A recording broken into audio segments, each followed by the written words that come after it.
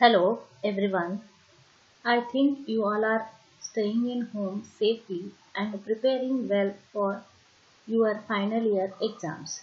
Today I am doing a revision on first unit, that is cryptography of network security and management subject. These are the important questions with the solutions from question paper. So let's start the session. Let's see the first question. Define the categories of passive and active attack. An attack. So first we'll understand what is an attack. Attack is a threat which possesses damage to the organization or IT. Attack alters some data or obtains some important message unknowingly from the authorized person, or destroys or remove or implant or reveal information without authorized access or permission. So there are two types of attacks are there. First one is passive attack, second one is active attack. So let's understand what is meant by passive attack. Passive attack are in the nature of eavesdropping. What is mean by eavesdropping? Eavesdropping means without authorized permission, grabbing information secretly or secretly listening the conversation between the two parties. So in a passive attack, two types of passive attacks are there.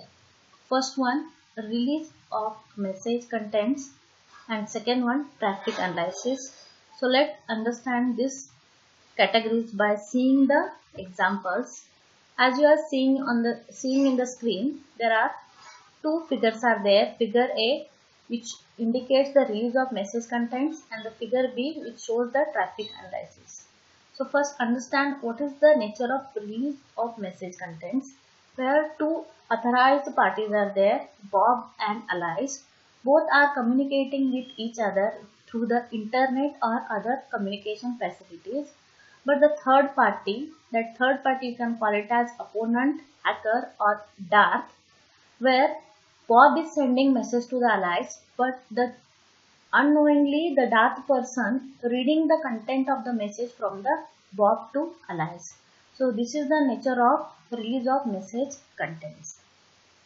In the second figure B, traffic analysis, Bob and Alice both are communicating and Darth is observing the patterns from message from the Bob to Alice. So in this both attack, the release of message contents and the traffic analysis, the opponent is just observing the data and is not doing any modifications. The next category, that is active attack. Active attacks involve some modification of the data streams or the creation of false string, and it can be subdivided into four categories. The first one is masquerade attack, replay attack, modification of message attack, and denial of services. So let's understand this one by one by seeing the diagrams. The first diagram indicates the masquerade attack, where Bob and Alice, both two authorized parties, are communicating through the internet or using some different communication facilities, but the opponent, that is Darth, is break down the communication channel, and now instead of Bob, the Darth is pretending as a Bob and sending the message to the allies. But allies don't know that whatever she is getting the message is not from the Bob but from the Darth. So this is the masquerade attack. The second attack is a replay attack, where the two parties Bob and Alice are communicating, where Darth is taking the message from the Bob and capturing message from the Bob to allies, and later the replaying message to the allies. But allies don't know whatever she is getting it from, not from the Bob but from third party. So this is the replay attack. The third attack, that is modification of messages, where the message is sent from Bob to allies. The Darth, so message is, when message is sending from the Bob, the Darth opponent is taking that message and modifying the message and then replaying or resending the message to the allies. So this is the nature of modification of messages. The last attack, that is denial of services. Denial of services means what? Intentionally blocking the data or the websites. So when the Bob wants some important message or to do some work, at that time the that person is jammed the server, so that whatever the function Bob want to perform, he cannot do that function. So this is the denial of services attack. Let's see the next question. List the design objective of HMAC. HMAC design objectives. RFC 2104 list the following design objective for HMAC. To use without modifications available hash functions, in particular hash functions that perform well in a software and for which code is freely and widely available. Even HMAC allows you easy replaceability of the embedded hash function in case faster or more secure hash functions are found or required. HMACs preserve the original performance of the hash function without incurring a significant degradation. Hash functions use and handle keys in a simple way. To have a well understood cryptographic analysis of the strength of authentication mechanism based on reasonable assumption on the embedded hash function. So these are the design objectives of HMAC. Let's go for the next question. That is, explain with a neat diagram Pfister cipher structure and its design elements. Pfister cipher structure is a very important structure. After DS algorithm, they have formed new structure, that is Pfister cipher structure. So many symmetric block encryption algorithms, including DES, that is Data Encryption Standard, have a structure first described by Horst Pfister of IBM in 1973, that has been shown in the figure 2.2. The input to the encryption algorithms are plaintext block of length 2 word bits and key k. The plaintext is nothing but it is the original data which is being fed into the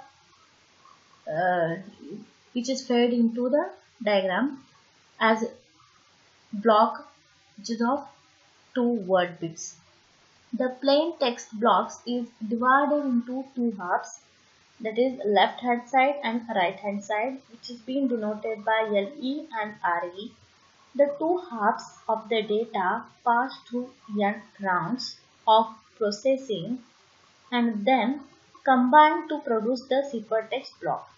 Ciphertext is nothing but it is coded format which is not in a readable, so you can call it as a scrambled data.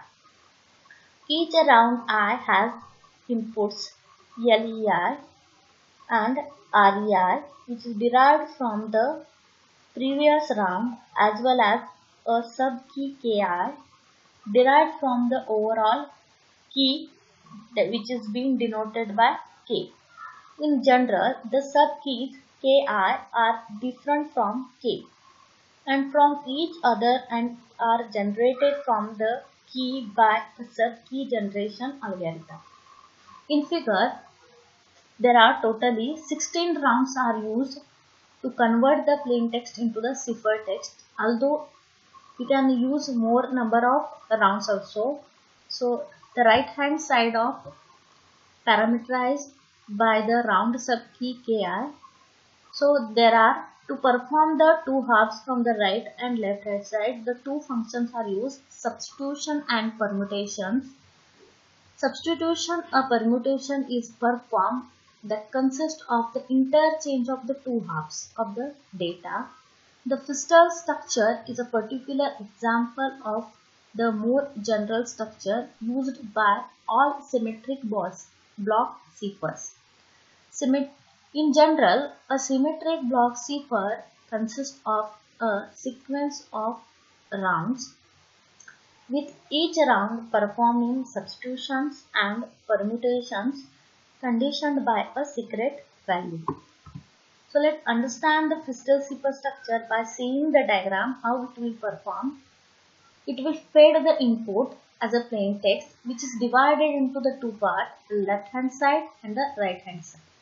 So here they have used a number of iteration from LE0 to LE16 because we are performing the 16 rounds to perform the plain text. So the first left hand side is being given to the right hand side, which is being added by key by using XOR operation. Then you will get RE1, and the RE0, that is right hand side, is given to the left hand side as a output. Then this process is being performed in a round 1. Then in the second round the process is being continued till the 16 rounds, and lastly whatever the output will get, it will be taken as a ciphertext. So here we are perform totally 16 rounds. You can perform, suppose you want more greater security, even you can perform more rounds. So this is the encryption. Even you can see the output side, that is left side, that is output has been taken as a plain text. So here you will get the ciphertext. So vice versa, if you will get the ciphertext to plain text to ciphertext. Next we will go to the next question, that is explain essential ingredients of symmetric cipher with a neat diagram. So first we will understand what is meant by symmetric algorithm. Symmetric algorithm is algorithm where the sender and receiver make use of the same key. So this key is shared between the sender and the receiver. That's why it is called as a symmetric algorithm. So in this symmetric algorithm, mainly it has got principles. It has got 5 important ingredients, that is plain text, encryption algorithm, secret key, ciphertext, decryption algorithm. So let's understand what is meant by plain text. This is the original message or a data that is fed into the algorithm as input. In simple word, you can say plain text is the original data. Encryption algorithm. Encryption algorithm is a process where you are converting the plain text into the ciphertext. So here algorithm can make use of permutations or substitution. Substitution where you are adding the extra bits into the original data, and transformation is a process where your rearrangement of data is being done. Next is the secret key. The secret key is also input to the algorithm. The exact substitutions and transformation performed by algorithm depend on the key. Next ingredient, that is ciphertext. Ciphertext is a scrambled message produced as an output, which depends on the plain text and the secret key. For a given message, 2 different keys if you use, then 2 different ciphertext you will get. Decryption algorithm. How you have seen in the encryption algorithm, it's exactly vice versa of this. Here you will take the output as a input as a ciphertext, and after converting you will get the plain text. Even the decryption algorithm can make use of different type of substitutions functions and different type of transformation functions. Let's understand the symmetric model and symmetric encryption model by seeing the diagram. Here you can see the plain text, which is original data is X. So it is being given to the encryption algorithm. Here they have taken the example of AES algorithm where secret key shared by the sender and recipient, that is K.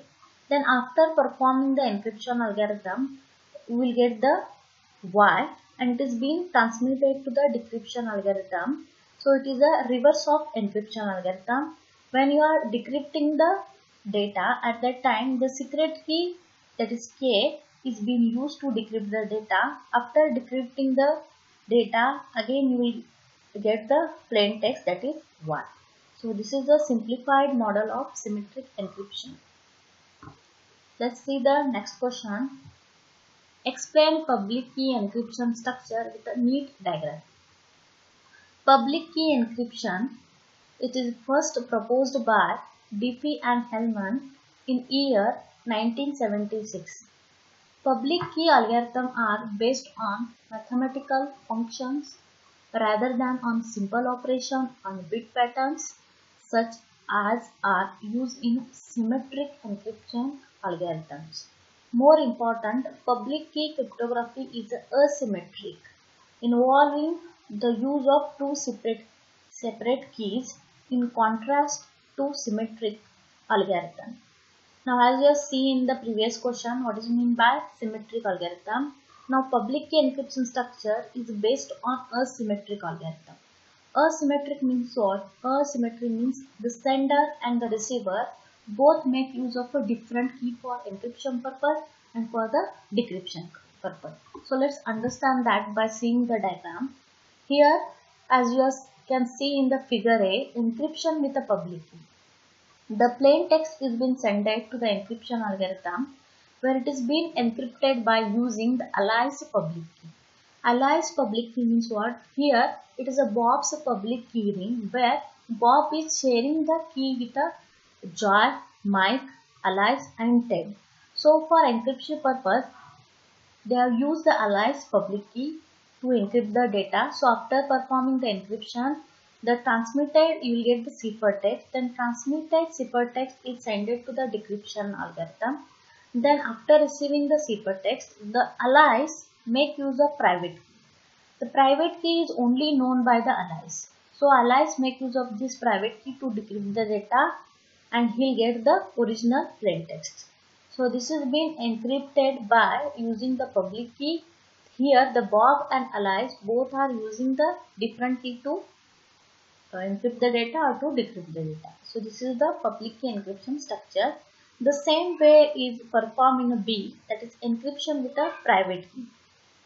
So as you can see in the first figure where they use the public key, but here to encrypt the data the Bob's private key is used and to decrypt the data Bob's public key is being used.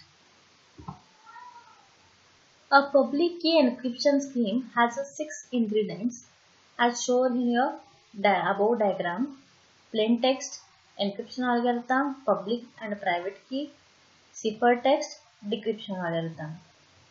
Plain text, this is a readable message or data that is fed into the algorithm as input.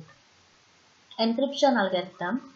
The encryption algorithm performs various transformations on the plain text, public and private key.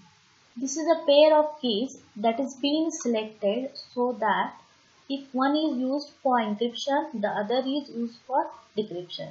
As exactly you are seen in the Bob's public key ring, it is being shared by the number of people, and then private key it is only known by the Bob. Ciphertext. This is a scrambled message produced as output, and this ciphertext it is not in a readable format. It depends on the plain text and the key for a given message. Two different keys will produce the two different ciphertext. Means even the plain text is same, but you can have the different keys, means you will get the two different ciphertext. Decryption algorithm. This algorithm accepts the ciphertext and the matching keys and produces the original plain text. Let's see the next question, that is explain RAS public key encryption algorithm with example. One of the first public key scheme was developed in the year 1977 by Ron Rivest, Adi Shamir and Len Edelman at MIT and first published in 1978. The Ron Rivest and Adil Shamir took their first initial letters and they have given name for their algorithm as RSA. RSA is a block cipher. So first we understand what is meant by block cipher. Block cipher is a process where the first input has been taken and produces the output for that input block. Means one input block producing the one output block, one after another. So RSA is a block cipher in which the plain text and ciphertext are integers between 0 and n minus 1 for some n. Encryption and decryption are of the following form: period for some plain text block M. So here plain text is denoted by M and ciphertext is denoted by C. So C is equal to M raised to E mod n. Here by performing this mathematical we will get the ciphertext. To get the plain text M, C raised to D mod n is equal to M raised to Ed mod n. So you will get the M raised to Ed mod n. Both sender and receiver must know the values of M and E, and only the receiver knows the value of D. This is public key encryption algorithm with a public key of Ku and private key of Kr.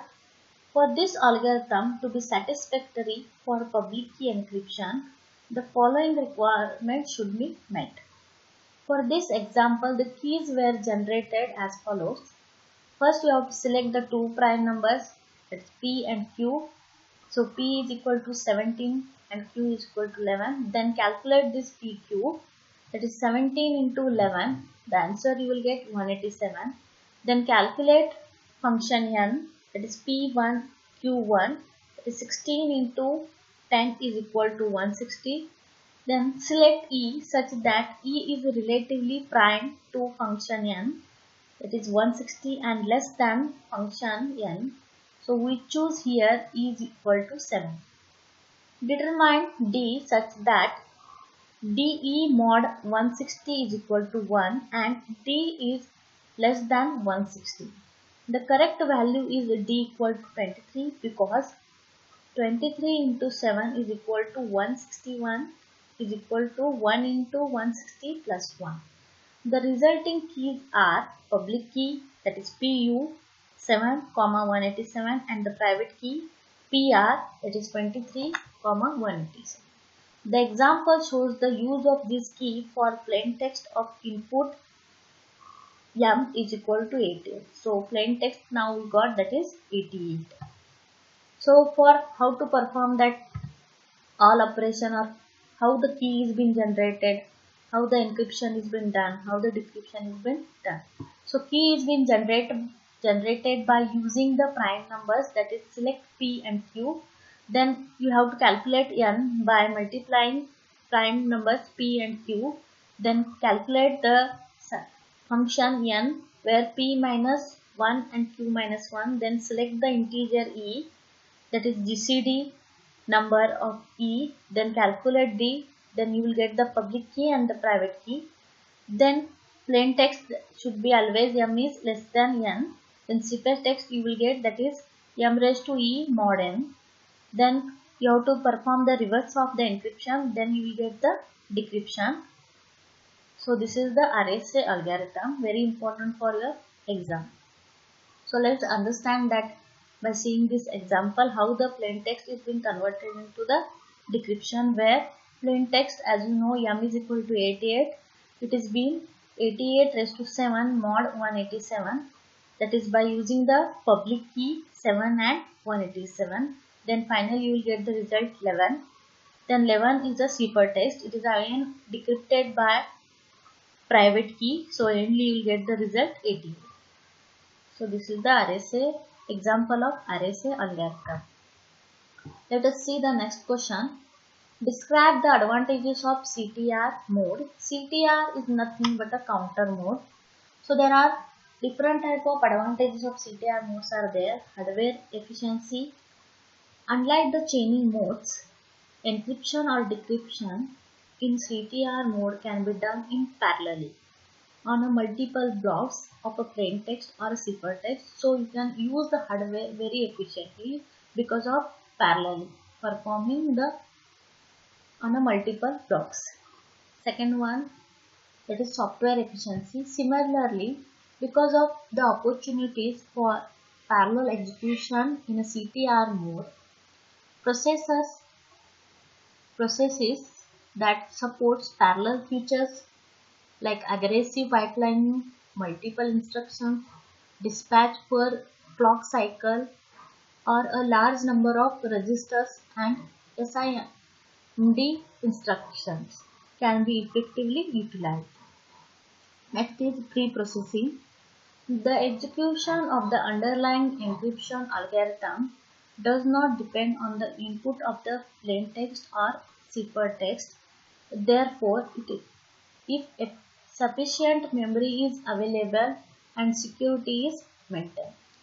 Next is a random access. The ith block of plaintext or ciphertext can be processed in a random access fashion with the chaining mode of modes. Block CI cannot be computed until the I-1 prior block are computed. There may be application in which the ciphertext is stored and it is desired to decrypt. There may be application in which ciphertext is stored and it is desired to decrypt just one block. For such application, the random access feature is attractive.